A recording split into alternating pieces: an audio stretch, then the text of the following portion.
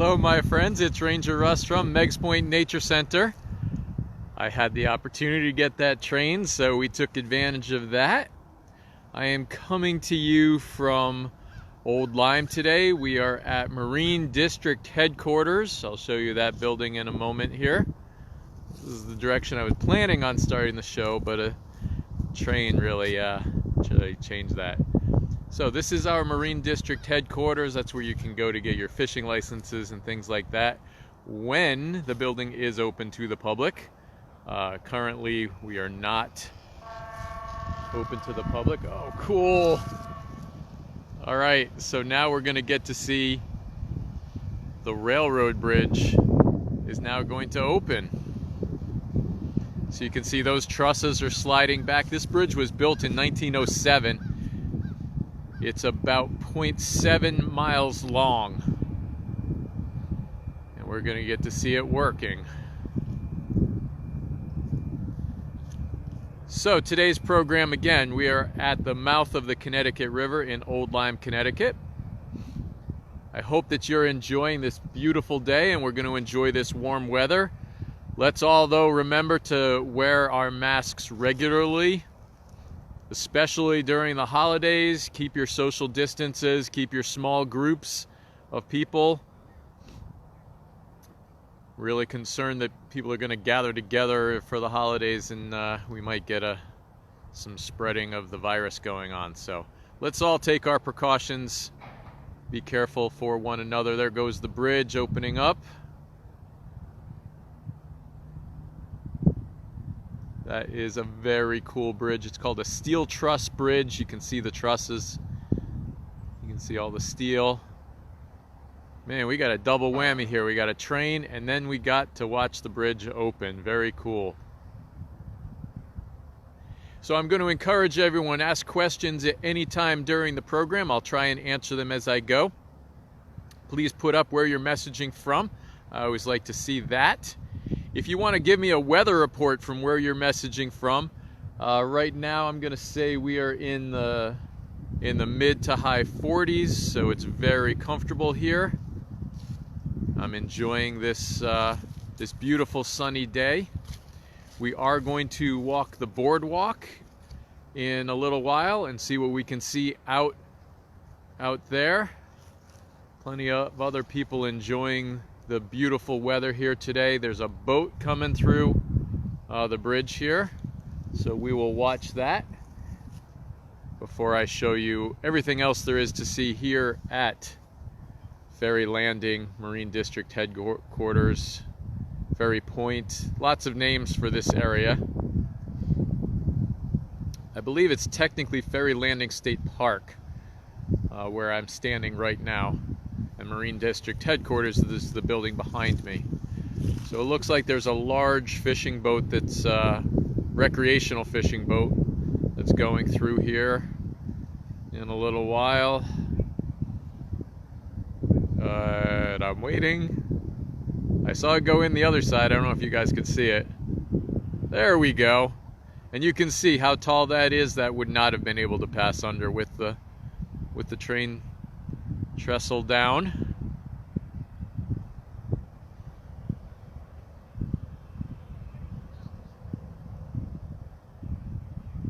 Wow, low 60s in Michigan today. We might get up in the low 50s today.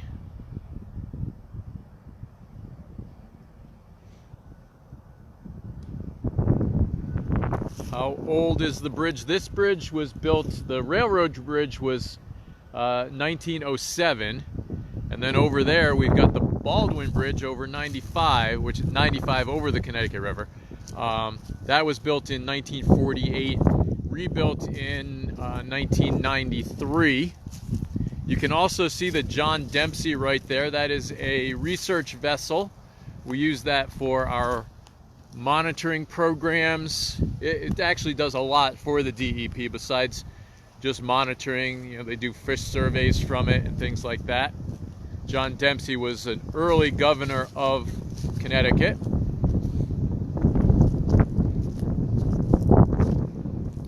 Take a look here at the shore because I see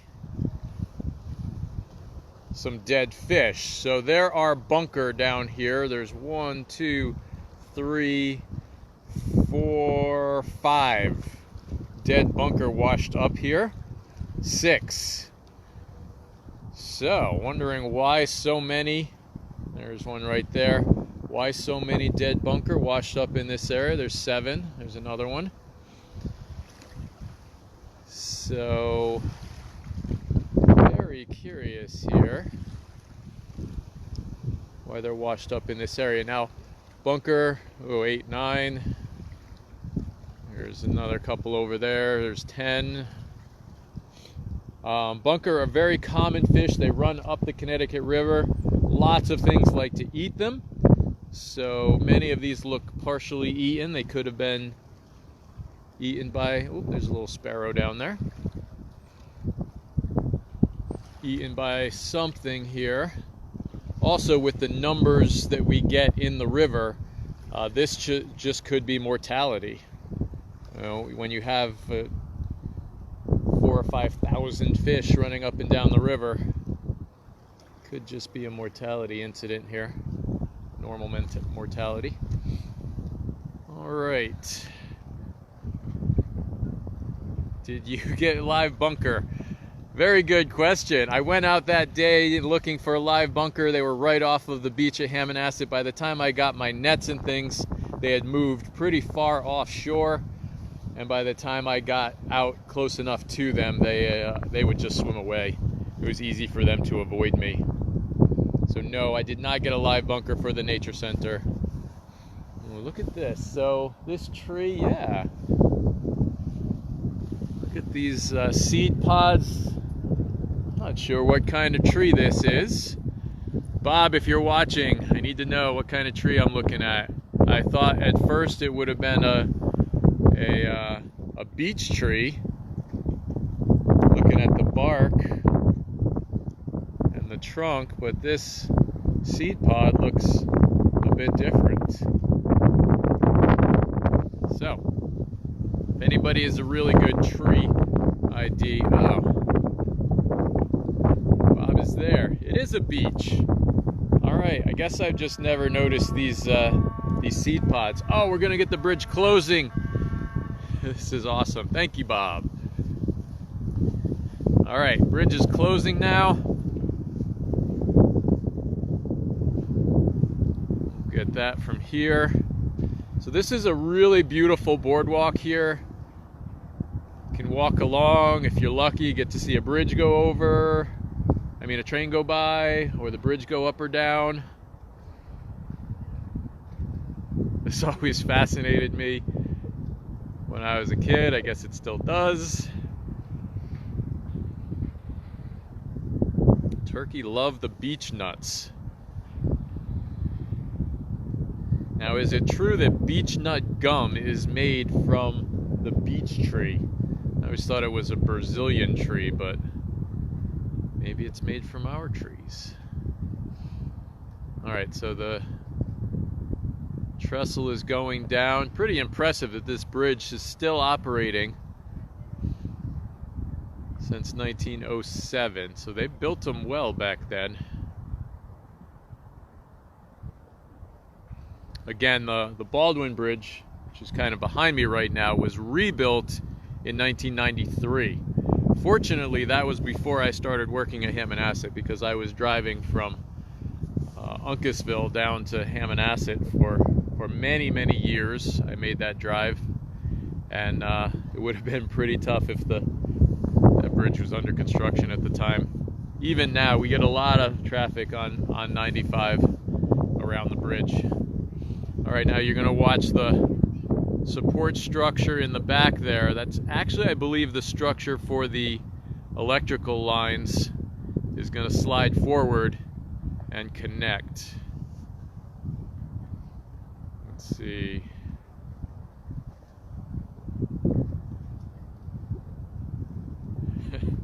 Bob says it's a chemical taste.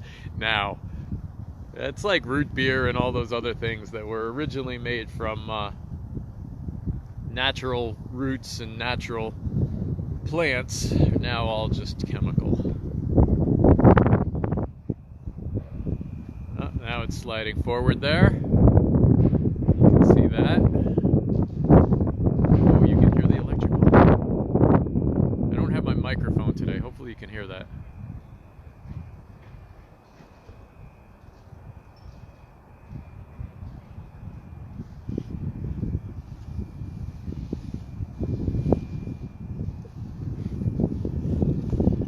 Mask on here. Hopefully you can still hear me okay, because there are some people nearby. I want to make sure I keep my mask on.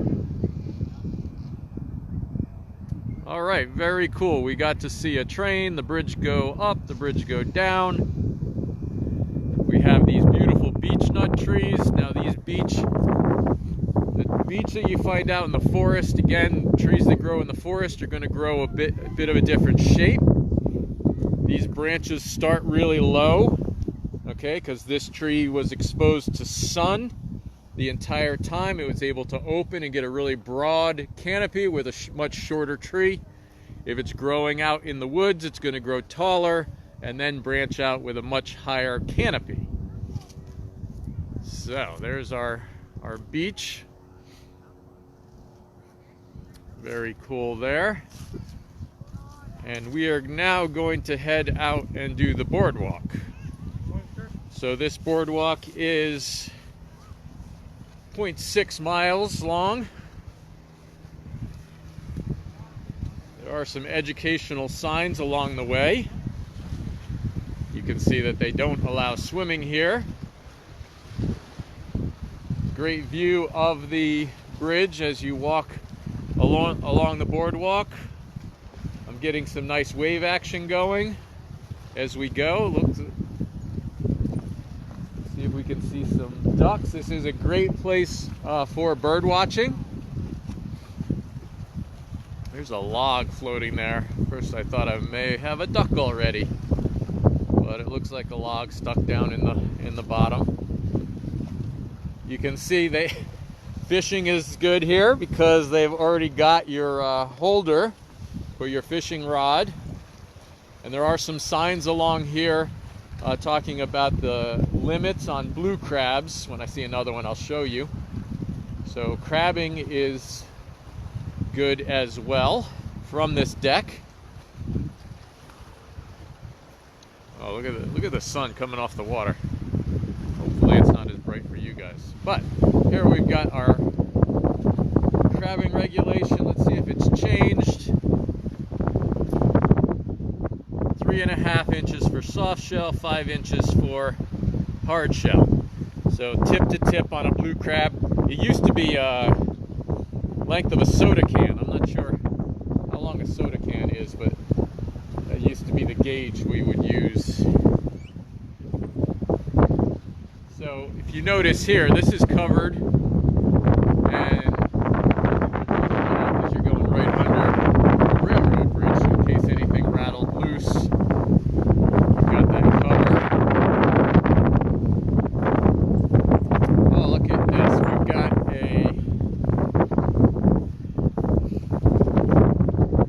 recycling monofilament line. Excellent. So there are organizations that recycle the monofilament line. So when a fisherman gets a snag or needs to replace some line, you can put it in here and it can be recycled.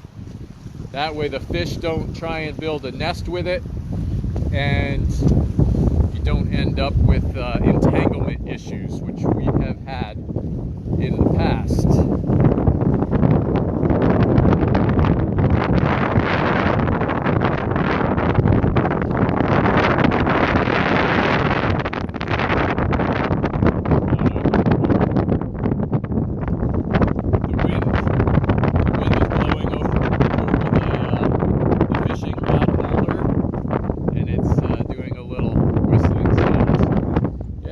There's a lot of places to put your fishing rods here. So this would be your view if you were fishing here.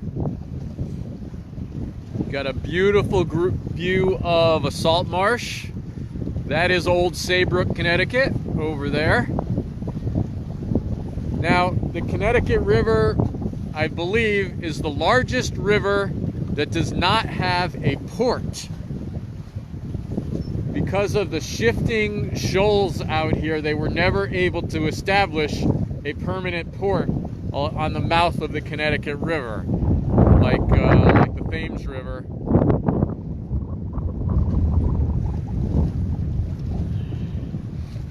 Having trouble hearing me because of the wind, probably because I'm wearing my mask as well. So again, no permanent ports here on the Connecticut River got its name from a Pequot word, which I wrote down because I always have a hard time pronouncing it. So I'm going to try and pronounce it. It's Connecticut.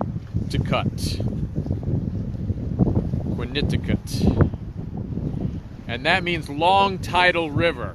That's a Pequot word. Now what that tells me is that the Pequots understood the difference between tidal rivers and non-tidal rivers. So it gives you an appreciation of that. So this is a long tidal river. The tides reach up the river. I forgot how many miles it was up the river the tides can reach. I want to say 60, but I'm not exactly sure of that.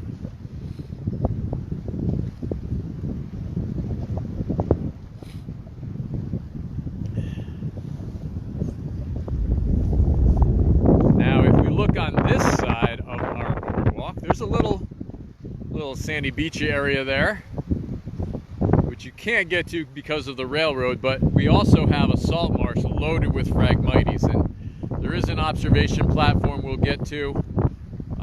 You can see it there in the distance.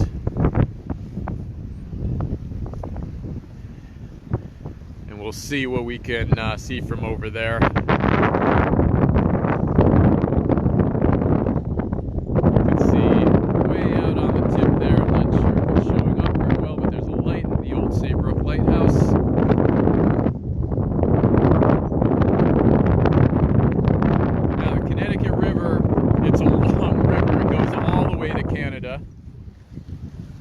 The basin, this is a watershed, and the watershed for the Connecticut River is it's over 11,000 square miles of water, of areas that flow into the Connecticut River. And that encompasses 5 states. Most people think it's just 4, Connecticut, Massachusetts, obviously, New Hampshire, and Vermont. But there is a small tributary of the Connecticut River that flows from Maine. So 5 states contribute water to the Connecticut River. And that provides 70% of the fresh water found in Long Island Sound, or that ends up in Long Island Sound, is from the Connecticut River. So imagine that. All of the rivers that dump into the Long Island Sound, 70% of that fresh water comes from one river. This is a big river. The flow, I had to write this down because the flow numbers were astounding to me. So if you look up the flow of a river, it shows up as 17,070 cubic feet per second. That's 483 cubic meters per second. What that means is, in gallons, are you ready for these numbers?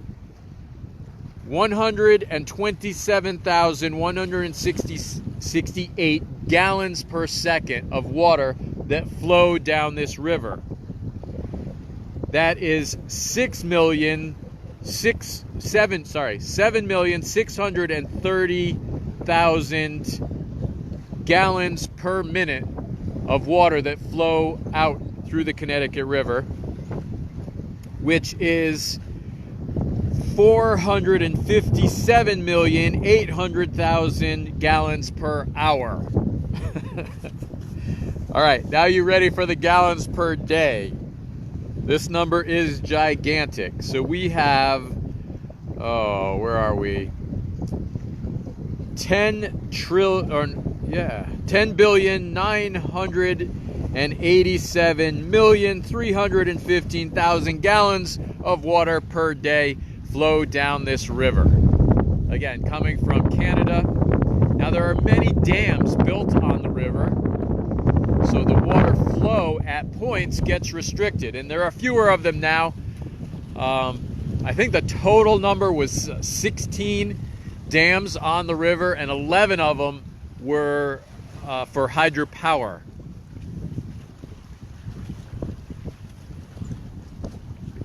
So that's a lot of dams across here.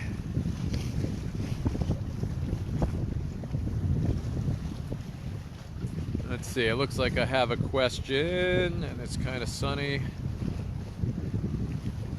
How far am I from the ocean? Pretty far from the ocean, because way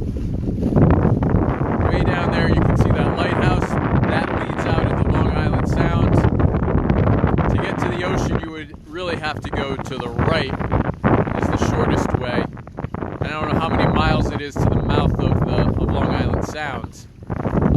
It's not far from Long Island Sound, but then the ocean is beyond that. I'm not sure if you wanted to know to Long Island Sound, but when you get to Long Island, well, the Sound here is probably 20 miles across, and then you cross Long Island, which is probably another 17 miles or so. So I'd say that's about how far you are from the ocean. 37 or 37 miles or so.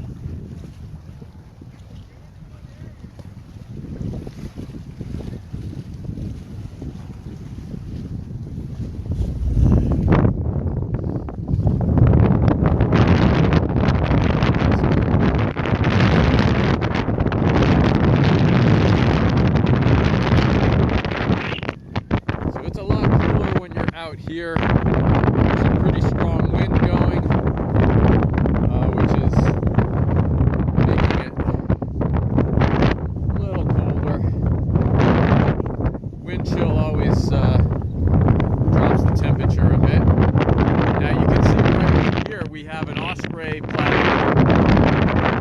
Osprey are doing much better at this time. Hello? So there's our osprey platform. I've seen lots of programs on osprey I've done from Acid.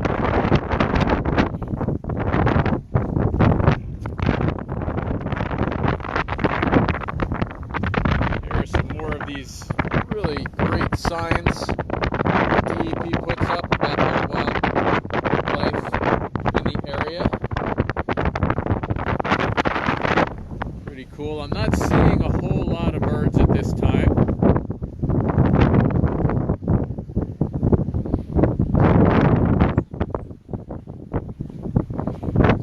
Now, so here's something that I've always wondered about. There's a set of stairs that goes to a marsh, which you're not supposed to really walk in. But I don't know why they're there. You would think if it was for boats, you would put it on the other side. Right. Ducks Unlimited. I've never read this plaque here.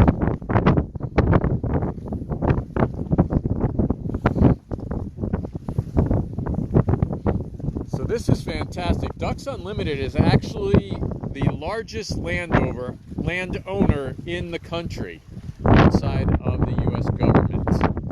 And their main purpose is for protecting and preserving habitat for ducks and other birds that they like to hunt. But they do a lot of preservation, a lot of conservation. So again, the Phragmites, if you missed it, I did an entire program on Phragmites. It's an invasive species. So if you missed that program, you can go to our website, meigspointnaturecenter.org. Visit the Virtual Learning Center. It is saved there. And you can see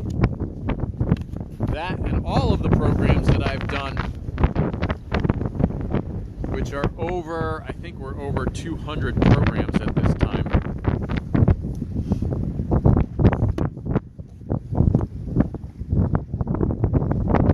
Also, make sure, if you haven't already, please subscribe to our YouTube channel.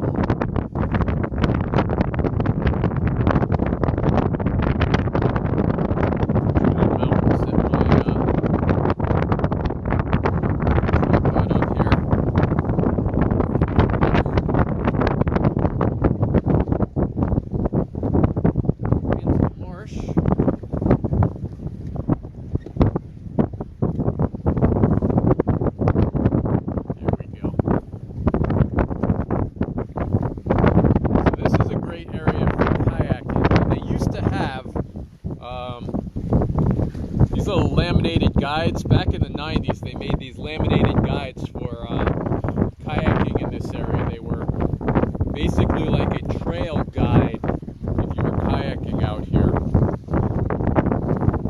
And I think I still have a couple at home. I don't know if I have any at the nature center.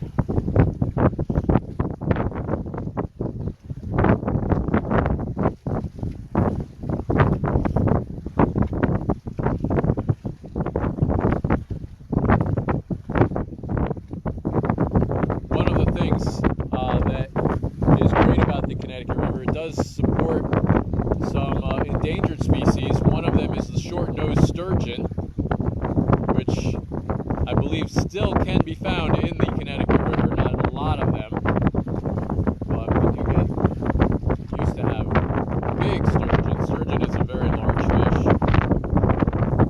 Let's take a look and see if I've got any questions here. What kind of clouds are there? Ooh. Judith, you had to ask me that. I'm trying to remember. I think these are cirrus clouds. Somebody's going to have to be a better cloud person than I am. I think it's cirrus.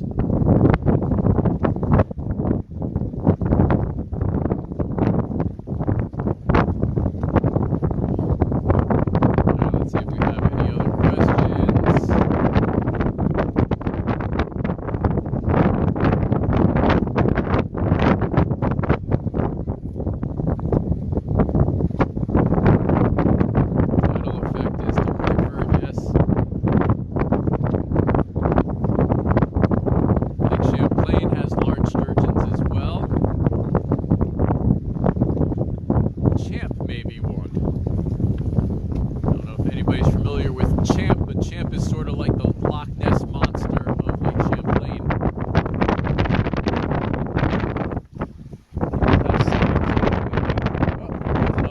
Take a look.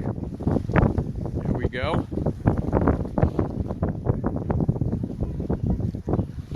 So Amtrak runs along here. These are passenger trains that we've seen. This is an electric train, and I should have looked when the first one went by. I was just so excited to get it on camera.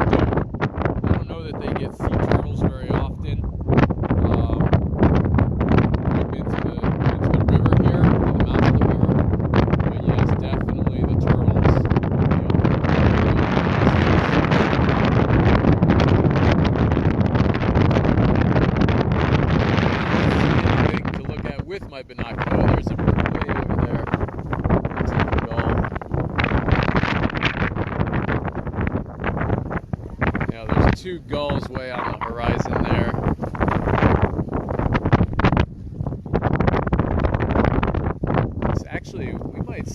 harrier. This is a good spot for harrier. Although I don't think they like the Phragmites. The taller reeds are harder for them to get down and hunt in.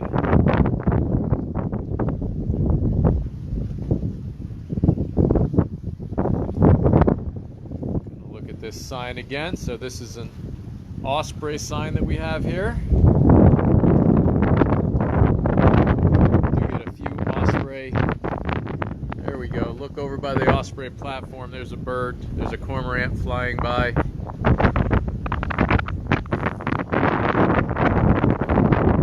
I really have to get a super camera.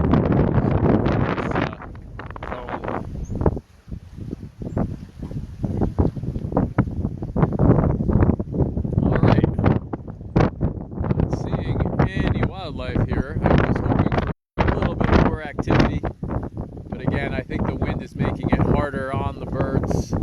The gulls that I'm seeing are doing a lot of erratic flying. The strong gusts of wind. They're rocking back and forth as they fly quite a bit. If they're going against the wind. One thing I'll show you before we end for today. We've got the really tall Phragmites, that invasive, but right up in front of it, that is some cordgrass. And that's what we really like to see. The cordgrass is great to have. It's a native plant. Our native birds can eat it. The native birds nest in it. So that's a better plant than to have these tall Phragmites. Let's see, Bob says, cirrus clouds at an elevation to 5,000 to 16,000 feet above sea level. These clouds look pretty darn high. So, let's hope I'm right about that.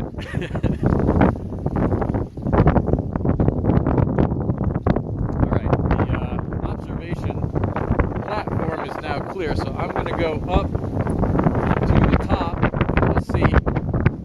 a little better view from up there. Here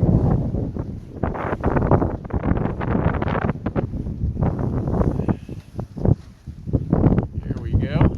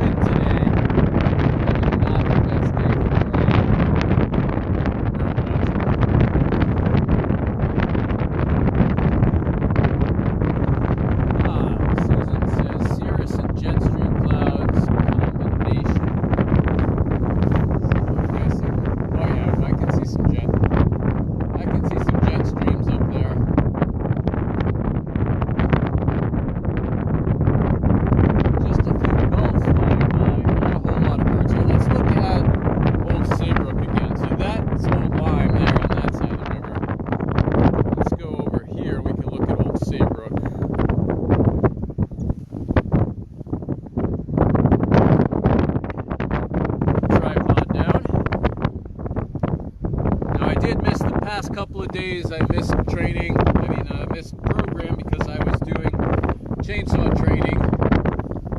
Did some storm. It was called storm cleanup safety training, and learned how to clean up trees that were in tangles and in power lines and things like that. So I'm ready if we get another big storm with a bunch of trees down. Just give me a chainsaw.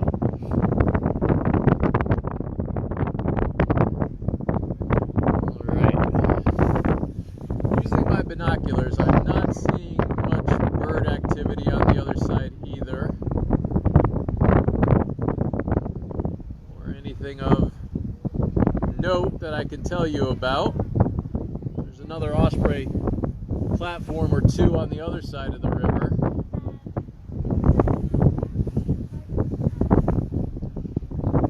Alright, so I think this is a good time to wrap up. Let's duck down out of the wind, see if this works any better. I'll show you. There's our view.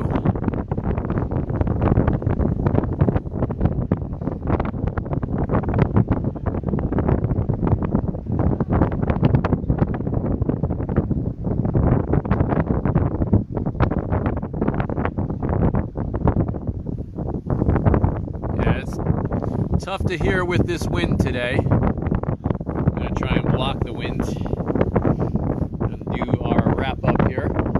So again, these programs will continue Tuesday through Friday at 11 o'clock. Next week, obviously for Thanksgiving, there will not be a program. Although if I find something interesting around my home, I'll do a program on Thanksgiving Day. I'm going to remind everybody to keep your social distance. I know it's tough. We won't be seeing family this Thanksgiving. It's going to be a little tough, but I think it's necessary safety precaution. So we're going to do that for this Thanksgiving. And if you've missed any of the other programs, any programs that I've done in the past and you want to see them, visit YouTube. Go to the Meigs Point Nature Center YouTube channel. Please subscribe to that channel. As soon as I get 1,000 subscribers, I'll start doing YouTube Live. I also now have a capability for doing Zoom, so we're going to try doing some Zoom linked to Facebook Live. So look for our program with Nick Bellantoni will be coming up December 5th, I believe. We've got Nick Bellantoni coming back to do his talk on the native tribes that lived along the shore. Please continue to visit our website, meigspointnaturecenter.org. Visit the Virtual Learning Center. The wind is really picking up now. Visit the Virtual Learning Center for the past videos and additional educational content. Some great stuff up there. I really love seeing what my volunteers come up with to put along with the videos. So we'll see what they have for this one. Maybe they'll talk about wind and microphones. All right. Thank you all for tuning in. I hope you're enjoying these programs as much as I'm enjoying doing them, and I will continue to do these programs for this foreseeable future. Until next time, this is Ranger Russ signing off from Ferry Landing State Park in Old Lyme, Connecticut. See you next time.